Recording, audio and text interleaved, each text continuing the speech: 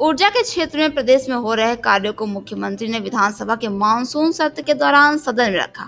उन्होंने कहा कि प्रदेश की जनता को अनवरत बिजली मिलती रहे, इसके लिए 2000 करोड़ रुपए का प्रावधान इस अनुपूरक बजट में किया गया है। उन्होंने कहा कि आने वाले कुछ सालों में प्रदेश 8000 मेगावाट अतिरिक्त बिजली उत्पादन थर्मल पावर परियोजना के जरिए करेगा। सीएम ने कहा कि ऊर्जा के तीनों क्षेत्रों में कार्य किया जा रहा है, जिनमें पावर जनरेशन, ट्रांसमिशन, डिस्ट्रीब्यूशन पर सरकार का विशेष ध्यान है।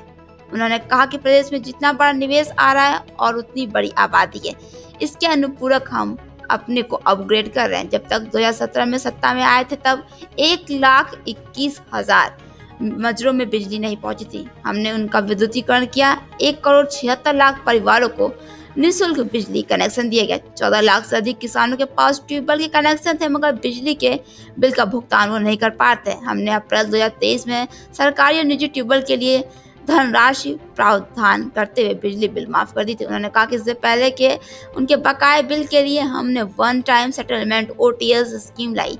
इसके बाद हम उन्हें सोलर पैनल से जोड़ देंगे, जिसके लिए उन्होंने परमानेंट व्यवस्था बनाई गई है। सीएम ने कहा कि अब तक 60,000 से अधिक सोलर पैनल किसानों को ट्यूबवेल के लिए उपलब्ध कराए जा चुके हैं। उन्होंने कहा कि सन 1972 में सरयू नहर परियोजना बनाई गई थी। ये योजना तब तक लटकी रही थी। उस वक्त योजना आयोग ने इसका PPR बनाया और लागत 100 करोड़ रुपए रखी गई थी, पर हमारी सरकार बनने के बाद इस योजना पर हमने मिशन मोड में काम किया, भूमि अधिग्रहण किया, प्रधानमंत्री से बात की। उन्होंने PM कृषि सिंचाई योजना के जरिए इसके लिए धनराशि उपलब्ध कराई। तब जाकर 2021 में PM मोदी ने इस योजना का लोकार्पण किया। इसके बाद नेपाल से सटे बहराइच, बलरामपुर, गोंडा, बस्ती, गोरखपुर, श्रावस्ती, सिद्धार्थनगर, महाराजगंज, संत कबीर नगर जनपद में 14 लाख हेक्टेयर भूमि की सिंचाई व्यवस्था को सुदृढ़ किया गया। उन्होंने बताया कि बीते 7 सालों में 22 लाख हेक्टेयर भूमि की अतिरिक्त सिंचाई की व्यवस्था की गई है। उन्होंने कहा कि 2016 में प्रदेश में बिजली की डिमांड 16,000 मेगावाट प्रतिदिन की थी, जो आज बढ़कर 31 से 32,000 मेगावाट तक पहुंच गई है। इसके बावजूद अनवरत बिजली देने की कोशिश पावर कॉर्पोरेशन की ओर से की जा रही है। 2017 से पहले बिजली के लिए पर्याप्त इंफ्रास्ट्रक्चर नहीं था, गाँव में बिजली नहीं थी, उद्योग नहीं थे, ट्यूबवेल के कनेक्शन नहीं होते थे। आज हमने बिजली के कनेक्शन दिए हैं, उद्योग लगाए हैं, बिजली की व्यवस्था बनाई गई है। जिला मुख्यालयों में 24 घंटे, तहसील मुख्यालयों में 20 से 22 घंटे और ग्रामीण इलाकों में 18 से 20 घंटे बिजली दी जा रही है। मुख्यमंत्री ने कहा कि प्रदेश के 31 जनपदों में इस बार बारिश बहुत कम हुई है। हाइड्रो पावर के लिए पानी चाहिए, जिससे थोड़ी समस्या आ रही है। सीएम ने कहा कि पावर कॉर्पोरेशन को सरकार संबल दे रही है।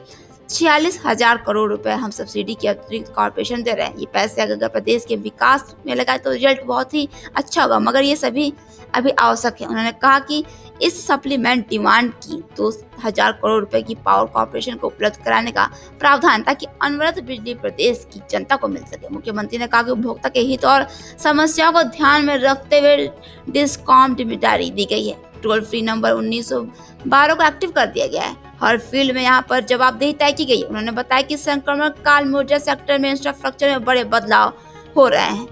Bureau report, R express Bharat.